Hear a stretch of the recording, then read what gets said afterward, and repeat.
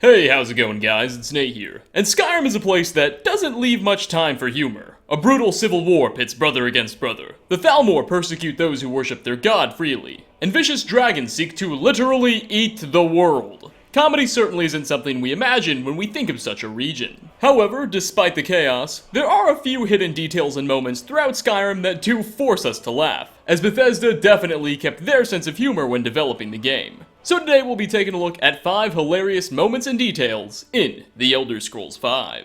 Starting off, Reiklings are small, vile, goblin-like creatures that can be found in the northern parts of Solstheim in the Dragonborn DLC. They harass the local population and have formed small communities of their own, with a fairly advanced society overall. At least, relatively speaking. They do still have quite a ways to go if they seek to match the intelligence of their human counterparts. This is evident by their rather primitive culture and architecture. Among their technological shortcomings, Reiklings also seem to be incapable of opening locked chests. This is made rather obvious by the fact that near any area Reiklings have plundered or sacked, locked chests are always left undisturbed, unlike everything else. Well, it seems this inability has frustrated one group of the goblins a bit too much, and pushed them too far. Near Bristleback Cave on the northern shores, the player can find a chest peppered with Reikling spears and splattered with their trademark blue paint. Approaching the box will reveal that it is in fact locked. From the looks of it, a group of Reiklings must have stumbled upon the chest, realized it was locked, and lost their temper, bombarding it with missiles and painting it in sheer frustration, hoping it might accomplish something. Sort of like how I bang on my car door hopelessly every time I lock my keys inside of it. And in case you're wondering, yes, that is a thing that happens often enough for it to get mentioned. Next on our list is a funny moment that, to be fair, many of you have probably seen. So I guess I clickbaited you. But is so amusing I had to share it for those of you who haven't. During the main quest, The Fallen, the Dragonborn travels to Dragon's Reach in Whiterun to capture a powerful dragon known as OdaVing. Once the beast has been subdued and is in chains, those around him will react in sheer awe, as Jarl Bolgriff and his housecarl react in shock, and the nearby guards ooh and ah. That said, the funniest reaction will come from Whiterun's court wizard, Farengar Secretfire. You see, after you've captured OdaVing, he'll offer you a deal. He'll promise to fly you to Alduin's location in exchange for you freeing him. He'll give you a brief moment to think about this. If you decide to take your time and wait, Farengar will approach OdaVing and beg for the chance to, quote, run some tests on him. OdaVing, not being in the mood, will tell Farengar to go away. But OdaVing doesn't really have a choice, he's sort of stuck, so this mage isn't going to take no for an answer. Farengar will then go behind the dragon, near its rear, and OdaVing will humorously shout in pain. Take a listen. Surely you wouldn't miss a few scales, or a small amount of blood. May, what are you doing back there?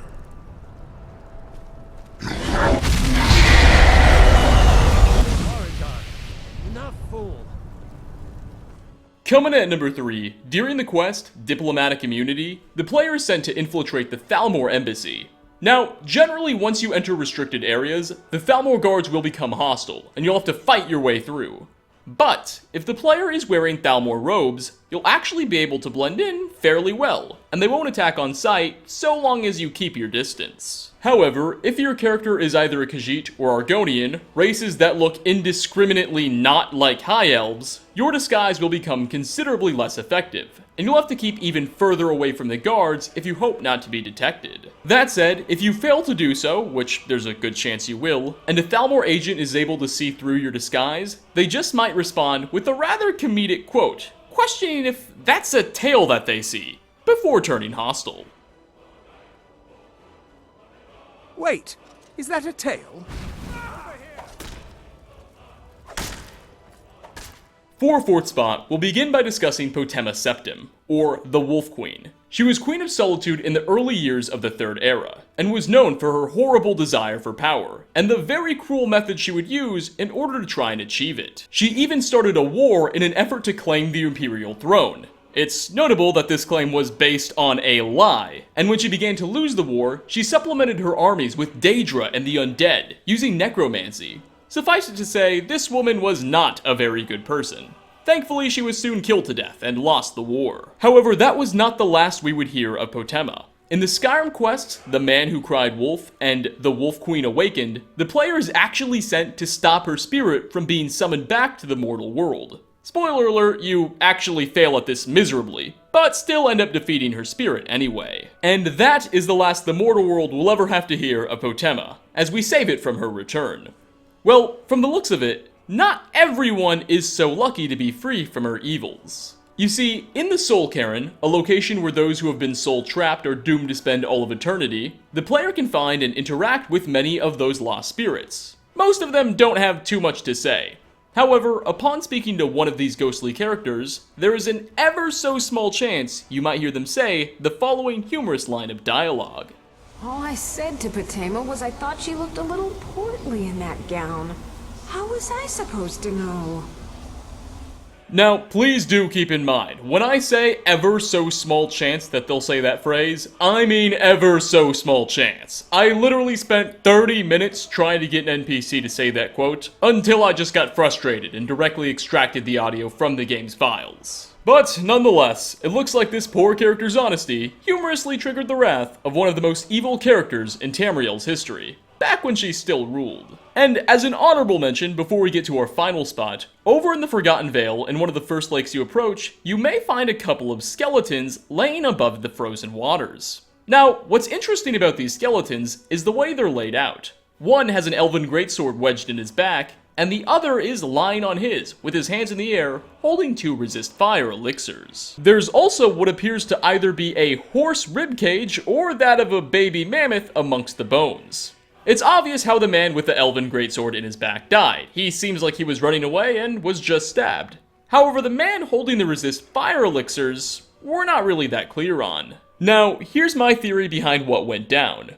There are 2 fire dragons that live underneath this lake, that you can even fight.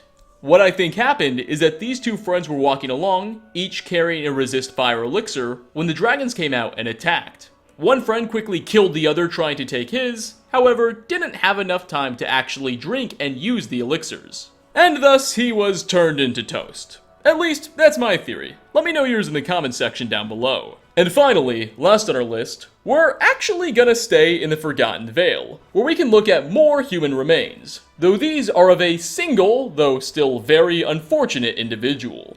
Found at the peak of a mountain north in the Pilgrim's Path lies a skeleton, with a snowberry bush growing from the bones. Next to the remains is a small makeshift Fulmer post, and being in the Forgotten Vale, the remains likely belong to a fallen Fulmer themselves. Perhaps their brethren decided to mark the location of their death with a post. We know the Fulmer weren't ones for burials. However, what really makes this stand out is obviously the snowberries. It seems to me like our friend must have died choking on a single snowberry. Afterwards, the unchewed and still intact seeds in his throat sprouted, creating a whole new plant. Hell, maybe they sprouted when inside of his mouth, though that doesn't make a lot of biological sense. This man thought he was settling down for a nice meal, but in the end, it was the plant that emerged the beneficiary out of that deal. A strange irony indeed. And with that, we are going to wrap up. 5 funny moments and details in The Elder Scrolls V Skyrim. Thanks for watching, everybody. Which on this list did you find to be the funniest or coolest? Leave a comment down below. Personally, in my case, it was the OdaVing one that made me crack up the most. As always, like ratings are very much appreciated, and hope to see you all in my next video. Peace out, everyone.